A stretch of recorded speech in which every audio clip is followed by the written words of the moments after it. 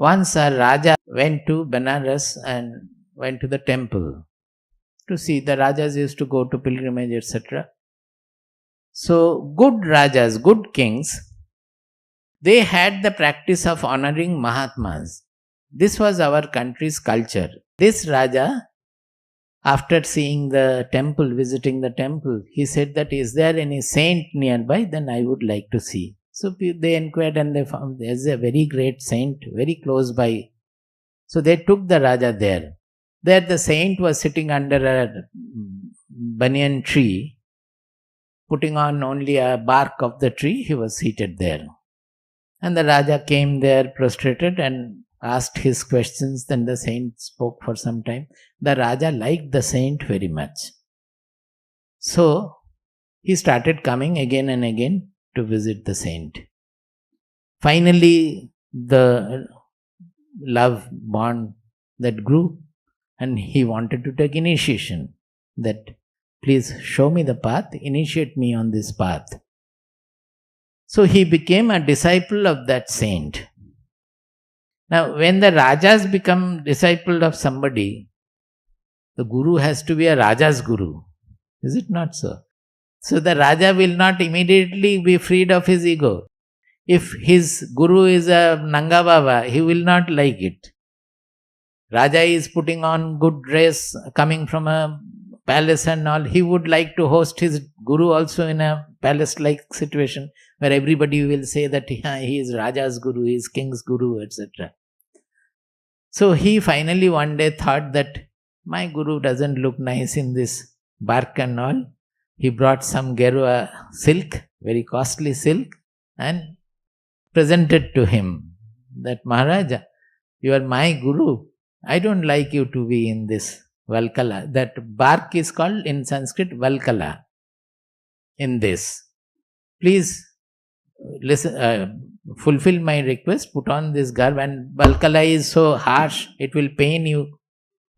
And this will be a very smooth, fine silk, you will be feeling comfortable in that. So then the saint smiled and he replied, Vayamiha paritushtaha valkalais tvam dukulaihi samaiha paritosho nirvishesho visheshaha satu bhavati daridro yasya trishna vishala manasija paritushte korthavan ko daridraha. I think I am correct in saying. He says that Vayam iha paritushtaha valkalaihi stvam dukulaihi. We are satisfied here with the bark of a tree. And maybe you, Raja, you are satisfied with the silk. Dukula means silk. Valkala means bark. Vayamiha paritushtaha valkalaihi stvam dukulaihi. You are satisfied with the silk. If you put on the bark, you will not be happy. You will be happy only with the silk. But we are happy with the valkala.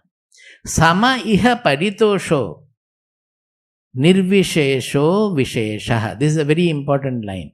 That the paritosha, the contentment or the peace, the contentment, satisfaction, there is no difference that whether you are getting the satisfaction by putting on bark or putting on silk. Is there a difference in the santosha, santushti, in the contentment? Both are contentment in us. So what is the speciality of this contentment? Sama iha paritosha. It is sama. It is everywhere. Whether it is from losing a job you are happy or getting a job you are happy. When we take up sannyasa, leaving our job, leaving our family, leaving our house, property, money, we become happy. The happiest ever. In another case, getting a job, getting a family, getting a building, you will become happy. But is there any difference in the santushti? Difference, sometimes a little graded difference, but otherwise it is all the same. Samaiha paritosho nirvishesho visheshaha. This word nirvishesho visheshaha, that means speciality of this contentment is that it does not have any speciality. Speciality of contentment is that it does not depend on where from the contentment has come. because it's a product of the mind. It's a product of the consciousness. The consciousness is same in everybody. And from that, this contentment has come. That means it has not come from the balkala or from the silk. This is what my point was. I was explaining this in the beginning. No? It is not coming from the outer objects. It is generated in the mind. And its speciality is that it does not have any special feature. It does not have any speciality. From there, Swamiji has taken my name. Nirviseshananda. He has taken from there. Because he used to say that. That whenever he would say something, ye bhi theek hai, wo bhi theek hai. He used to say that, Are, what are you saying? Ye bhi theek hai, wo bhi theek hai. So I was given to that. Whatever he would say, I will say that this is the good part of it and this is the bad part. Both are okay. It is like this. We have to accept it like that. So when I took up sannyasa, he gave me the name Nirviseshananda. That means who takes delight in becoming non-special, Nirvishesha. That is not having any particular difference. Who delights in that, he is called Nirviseshananda. So, Samaiha paritosho nirvishesho visheshaha. Then he says, Satu bhavati daridro yasya trishna vishala. A person is poor whose thirst is big, whose greed is big. One does not become poor by not having money. And one does not become rich by having money. The real richness or poverty depends on the mind. Whether the mind is suffering from insufficiency or not. Whether the mind is feeling lack or not. If the mind is suffering from insufficiency, then he is poor.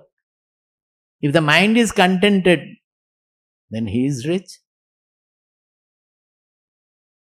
Satu bhavati daridro yasya trishna vishala. Trishna means thirst, greed.